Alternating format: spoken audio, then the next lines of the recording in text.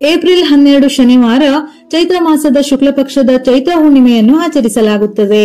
ಎಲ್ಲಾ ಹುಣ್ಣಿಮೆಗಿಂತ ಚೈತ್ರ ಮಾಸದ ಹುಣ್ಣಿಮೆಯು ಬಹಳ ವಿಶೇಷವಾಗಿದೆ. ಯಾಕೆಂದರೆ ವಿಶ್ವಾವಸು ಸಂವತ್ಸರದಲ್ಲಿ ಇದು ಮೊದಲ ಹುಣ್ಣಿಮೆ ಮತ್ತು ಈ ದಿನದಂದು ಹನುಮಂತನು ಕೂಡ ಜನಿಸಿದನೆಂದು ಪುರಾಣಗಳಲ್ಲಿ ಉಲ್ಲೇಖವಿದೆ. ಈ ತಿಥಿಯ ಅಧಿಪತಿ ಚಂದ್ರದೇವ. ಈ ದಿನ ಸ್ನಾನ, ದಾನ, ಉಪವಾಸ ಮಾಡುವುದು ಶ್ರೇಷ್ಠ. ಚೈತ್ರ ಹುಣ್ಣಿಮೆಯಂದು ವಿಷ್ಣು ಸಮೇತ ತಾಯಿ ಲಕ್ಷ್ಮಿ, ಹನುಮಂತ, ಚಂದ್ರದೇವರನ್ನು ಪೂಜಿಸಬೇಕು. ಈ ದಿನ ವಿಷ್ಣುವಿನ ಸ್ವರೂಪವಾದ ವೆಂಕಟೇಶ್ವರನನ್ನು ಪೂಜಿಸಿದರೂ ಬಹಳ ಒಳ್ಳೆಯದು. ಹುಣ್ಣಿಮೆಯ ತಿಥಿ ಸಮಯ ಏಪ್ರಿಲ್ 12ರಂದು ಬೆಳಗಿನ ಜಾವ 3:21 ಪ್ರಾರಂಭವಾಗಿ ಏಪ್ರಿಲ್ 13ರಂದು ಬೆಳಿಗ್ಗೆ 5:51 ಕೊನೆಗೊಳ್ಳುತ್ತದೆ. ಹುಣ್ಣಿಮೆಯು ವಿಷ್ಣುವಿಗೆ ಬಹಳ ಪ್ರಿಯವಾದ ದಿನ. ಹುಣ್ಣಿಮೆಯ ಆರಾಧನೆಯನ್ನು ವಿಷ್ಣು ಸಮೇತ ತಾಯಿ ಲಕ್ಷ್ಮೀದೇವಿಗೆ ಸಮರ್ಪಿಸಲಾಗಿದೆ. ಈ ದಿನ ವಿಷ್ಣುವಿನ ಅವತಾರವಾದ ಸತ್ಯನಾರಾಯಣ ಸ್ವಾಮಿಯನ್ನು ಆರಾಧಿಸುತ್ತಾರೆ. ಹಾಗಾಗಿ ಸತ್ಯನಾರಾಯಣ ಪೂಜೆ ಮಾಡಲು ಹುಣ್ಣಿಮೆ ತುಂಬಾ ಪ್ರಶಸ್ತವಾದ ದಿನ. ಈ ವರ್ಷ ಮೀನ ರಾಶಿಯಲ್ಲಿ ಗ್ರಹಗಳ ಮಹಾಸಂಯೋಗ ನಡೆಯುತ್ತಿದ್ದು ಇದು ಪಂಚಗ್ರಹಿ ರಾಜಯೋಗವನ್ನು ಸೃಷ್ಟಿಸುತ್ತಿದೆ. ಮೀನ ರಾಶಿಯಲ್ಲಿ ಬುಧ, ಶುಕ್ರ, ಶನಿ, ರಾಹು ಮತ್ತು ಸೂರ್ಯರು ಇರುತ್ತಾರೆ. ಇದರೊಂದಿಗೆ ಮೀನ ರಾಶಿಯಲ್ಲಿ ಬುಧಾದಿತ್ಯ, ಶುಕ್ರಾದಿತ್ಯ, ಲಕ್ಷ್ಮೀನಾರಾಯಣ, ಮಾಲವ್ಯ ರಾಜಯೋಗ ರೂಪುಗೊಳ್ಳುತ್ತಿದೆ. ಇಂತಹ ಅದ್ಭುತ ಸಮಯದಲ್ಲಿ ವಿಷ್ಣು ಸಮೇತ ತಾಯಿ ಲಕ್ಷ್ಮಿ ಹಾಗೂ ಹನುಮನನ್ನು ಪೂಜಿಸಿದರೆ, ಆರಾಧಿಸಿದರೆ ಕೋಟಿ ಜನ್ಮಗಳ ಫಲವು ಪ್ರಾಪ್ತಿಯಾಗುತ್ತದೆ.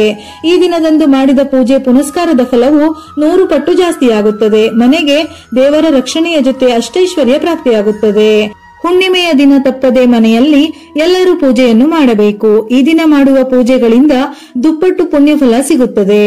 ಹುಣ್ಣಿಮೆಯ ದಿನದಂದು 11 ಕವಡೆಗಳಿಗೆ ಅರಿಶಿನದ ಲೇಪನವನ್ನು ಹಚ್ಚಿ ಅದನ್ನು ಲಕ್ಷ್ಮೀದೇವಿಯ ವಿಗ್ರಹ ಅಥವಾ ಫೋಟೋ ಮುಂದೆ ಇರಿಸಿ ಪೂಜಿಸಿ ಕನಕದಾರ ಸ್ತೋತ್ರವನ್ನು ಪಠಿಸಿ. ನಂತರ ಮರುದಿನ ಕವಡೆಗಳನ್ನು ಕೆಂಪು ಬಟ್ಟೆಯಲ್ಲಿ ಕಟ್ಟಿ ಅವುಗಳನ್ನು ತಿಜೋರಿ ಅಥವಾ ಬೀರುವಿನಲ್ಲಿ ಇರಿಸಿ. ಇದನ್ನು ಮಾಡುವುದರಿಂದ ನೀವು ಸಾಲಗಳಿಂದ ಮುಕ್ತಿಯನ್ನು ಪಡೆಯುತ್ತೀರಿ.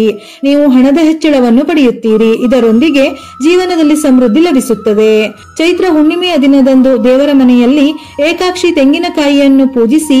ಪುರಾಣಗಳ ಪ್ರಕಾರ ಏಕಾಕ್ಷಿ ತೆಂಗಿನಕಾಯಿಯನ್ನು ಮಹಾಲಕ್ಷ್ಮಿಯ ರೂಪವೆಂದು ಹೇಳುತ್ತಾರೆ. ಅದನ್ನು ಪೂಜಿಸುವುದು ಅದೃಷ್ಟವನ್ನು ಸಾಧಿಸಲು ಕಾರಣವಾಗುತ್ತದೆ.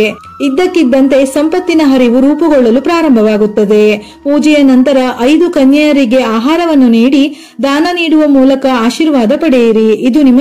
ಇದು ನಿಮಗೆ ಸೌಭಾಗ್ಯವನ್ನು ಕರುಣಿಸುತ್ತದೆ. ಹುಣ್ಣಿಮೆಯ ಈ ಯೋಗದಲ್ಲಿ ಲಕ್ಷ್ಮೀ ಸಮೇತ ಮಹಾವಿಷ್ಣುವನ್ನು ಪೂಜಿಸಿ ಕೇಸರಿ ಮಿಶ್ರಿತ ಹಾಲನ್ನು ನೈವೇದ್ಯ ಮಾಡಿದರೆ ತುಂಬಾ ಒಳ್ಳೆಯದು.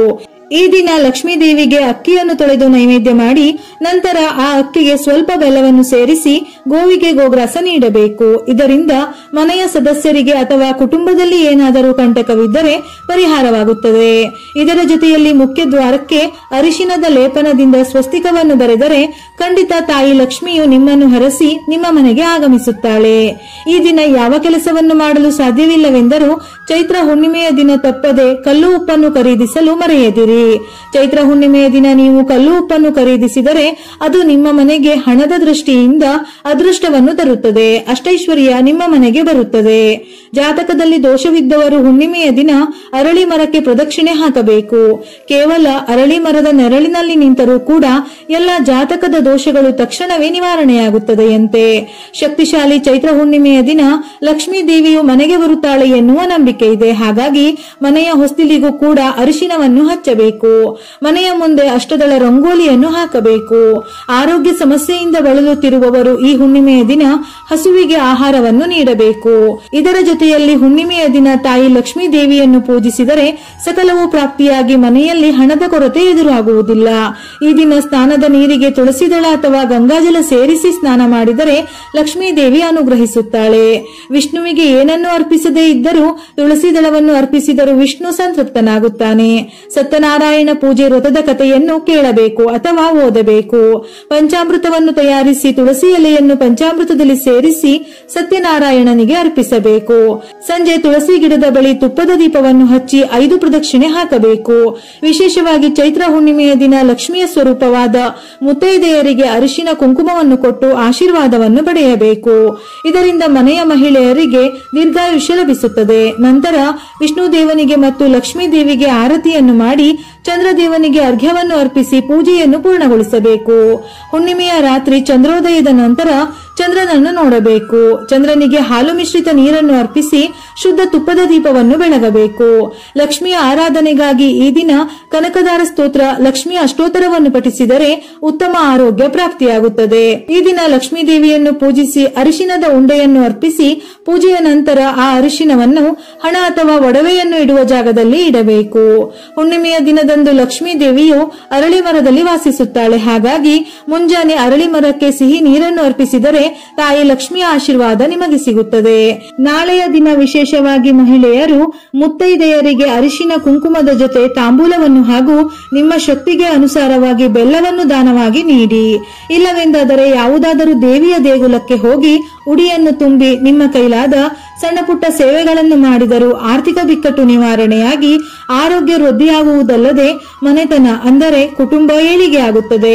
ಲಕ್ಷ್ಮೀ ದೇವಿಯ ಆಶೀರ್ವಾದದ ಜೊತೆ ಮನೆಯಲ್ಲಿ ಸುಖ, ಸಂತೋಷ, ನೆಮ್ಮದಿ ನೆಲೆಸುತ್ತದೆ.